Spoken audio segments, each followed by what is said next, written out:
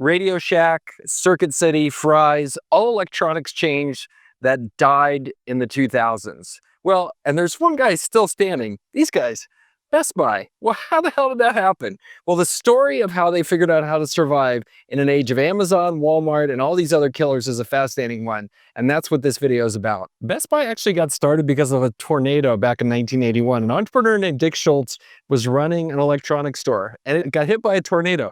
So he took all of his inventory, added a bunch of other stuff to it, and then did a rock bottom sale. Pick up whatever you want out in the parking lot of his former store. Seeing that customers love this superstore style format, he renamed his store Best Buy, and in 1983 changed it all to the superstore style format that you see today. It was all about high volume over high margins. It worked so well that by 2000, the chain got so big that they surpassed Circuit City in terms of sales and revenue. It turns out that customers like selection much more than pushy salespeople. By 2012, Best Buy's #1 competitor, Circuit City, had declared bankruptcy.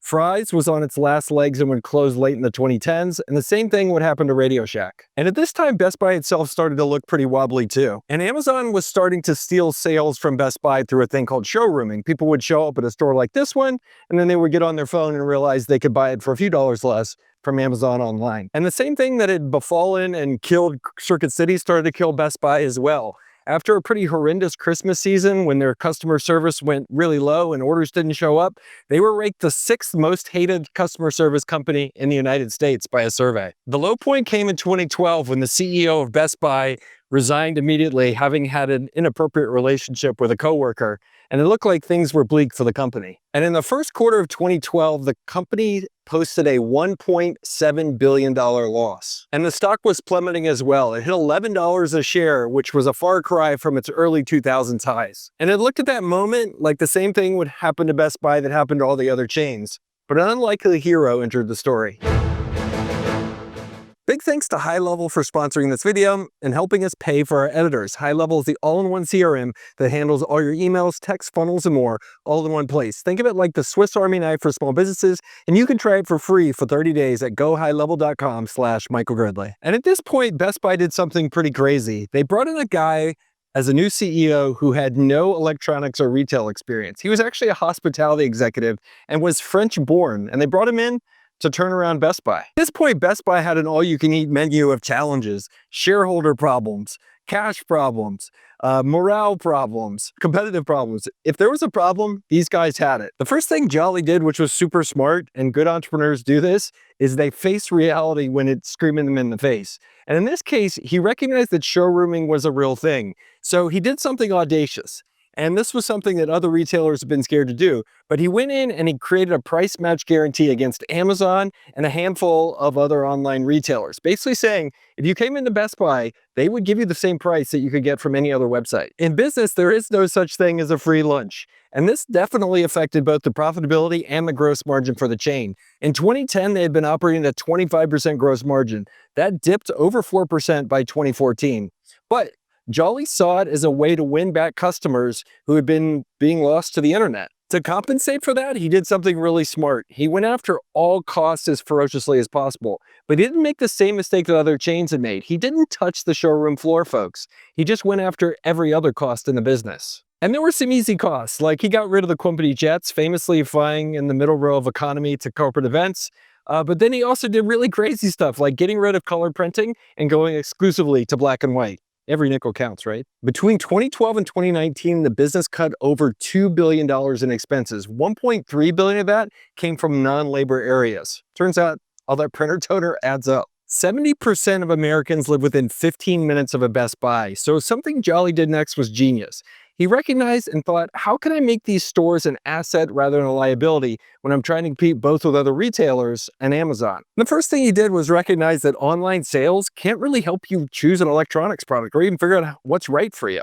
So he went and trained and doubled down on making sure all of his people understood everything from the televisions to the washing machines to the cell phones to the VR headsets. And he wanted these people to be partners and knowledgeable consultants to the customers, not just sales clerks. And he pushed Best Buy into a thing called omnichannel retailing, which is a thing that online retailers can't do because they don't have stores like this. The idea being that you place orders online and then you can come pick them up right around the corner. Today, nearly 1/3 of Best Buy's revenue comes from online orders, and 43% of online orders are picked up in the store itself. itself. Inside of this store are a genius idea called stores within a store. And the insight that Joly had was amazing.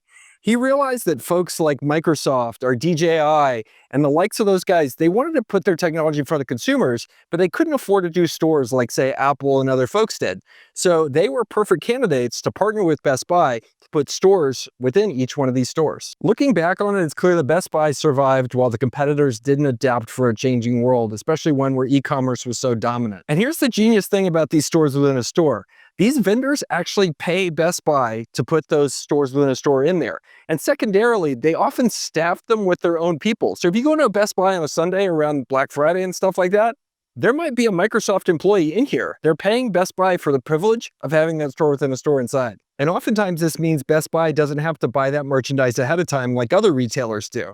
With the store within a store concept, well, a lot of times those technology providers are keeping possession of that stuff, and Best Buy only has to pay for it when it's sold. And when you look at an Amazon or a Walmart or a Target even, good luck having one of those retailers have somebody know the difference between one TV and another.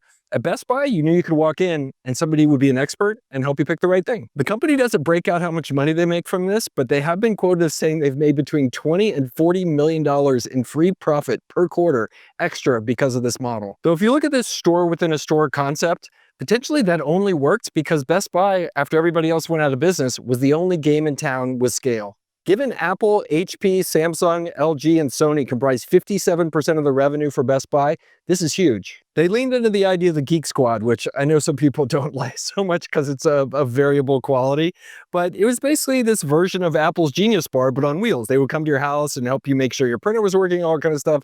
In other words, the things all of our grandmothers call us to do at their houses, these guys would do it for a fee. But this was the idea, was that they would transform Best Buy from just a retailer that had stuff on the shelves to somebody that was an active partner and a solutions provider for you as a consumer to help you pick the right stuff for you and your family. Today, Best Buy is a healthy, thriving retailer with over $47 billion in sales. And Best Buy is being super smart. They're leaning into what they're really good at. They're leading into subscription services, health tech. In fact, their My Best Buy Total service just surpassed 7 million paying subscribers. When businesses like Best Buy or any business is faced with a strategic threat, it's up to you as a business owner to figure out how you're going to respond to that. And the first place you always start with is, what can we do better than anybody else can in the world? And in this case, Best Buy turned out to be the only player with a big footprint that could offer the types of services that neither Amazon, Walmart, Target, or any of those other guys could even think about doing. All right, that's it for this video. Let me know what you think in the comments below. Do you think I have it right in terms of why Best Buy is alive? And do you like Best Buy? Let me know. And I got a new hat. Hopefully you like it. Let me know in the comments below. I read them all. Catch you next time. Bye.